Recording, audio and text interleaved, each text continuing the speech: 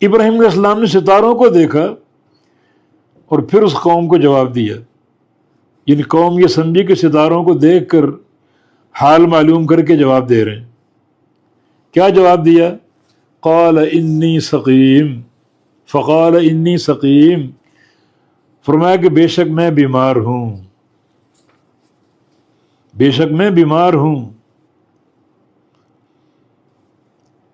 کیا واقعی بیمار تھے؟ جی ہاں، ہر بندہ بیمار ہوتا ہے کچھ نہ کچھ،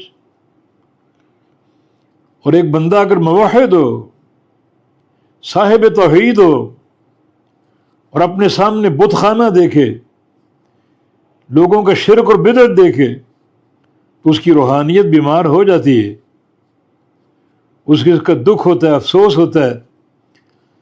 ابراہیم علیہ السلام کا فرمانا کہ انی سقیم، میں بیمار ہوں، یہ کوئی جھوٹ نہیں ہے۔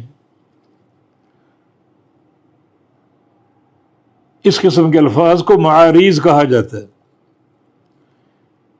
بظاہر ایسی بات کی جائے جس کا مطلب کچھ اور ہو اور سننے والا کچھ اور سمجھے۔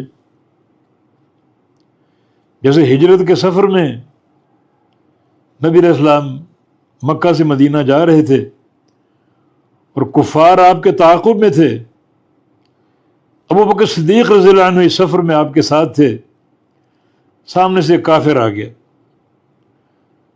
وہ ابو بکر صدیق کو جانتا تھا، نبی علیہ السلام کو نہیں جانتا تھا۔ اب پریشانی ہو گئی، یہ کافر کوئی گل نہ کھلا دے، کوئی واردات یا کارروائی نہ کر بیٹھے۔ اس نے پوچھا کون ہے تمہارے ساتھ؟ ابو بکر صدیق نے سوچا اگر میں اللہ کے نبی کا نام بتا دوں، ہو سکتا ہے اس نے یہ سن لیا کفار قریش کا پروپیگنڈا اور 100 سرخ اونٹوں کے انعام کا۔ پوچھا کون ہے تمہارے ساتھ؟ کہا کہ معی رجل یہدینی الی السبیل، میرے ساتھ ایک بندہ ہے جو مجھے راستہ دکھا رہا ہے۔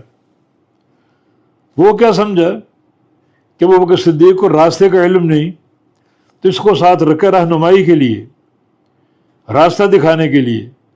ابو بکر صدیق کی مراد کیا تھی؟ سیدھا راستہ اسلام کا، توحید کا اور جنت کا راستہ۔ تو آپ کی مراد کچھ اور تھی، وہ کچھ اور سمجھا۔ اس کو جھوٹ نہیں کہتے، ان کو معاریض کہتے ہیں۔ ابراہیم علیہ السلام کا کہنا کہ میں بیمار ہوں،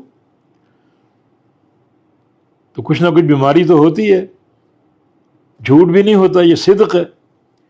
اور ایک موحد انسان خاص طور پہ اپنے سامنے شرک دیکھے، شرک کے اڈے دیکھے، بت خانے دیکھے، تو اس کا جو باطن ہے مجروح ہوتا ہے، اس کو اس کی پریشانی ہوتی ہے، یہ بیماری ہو سکتی۔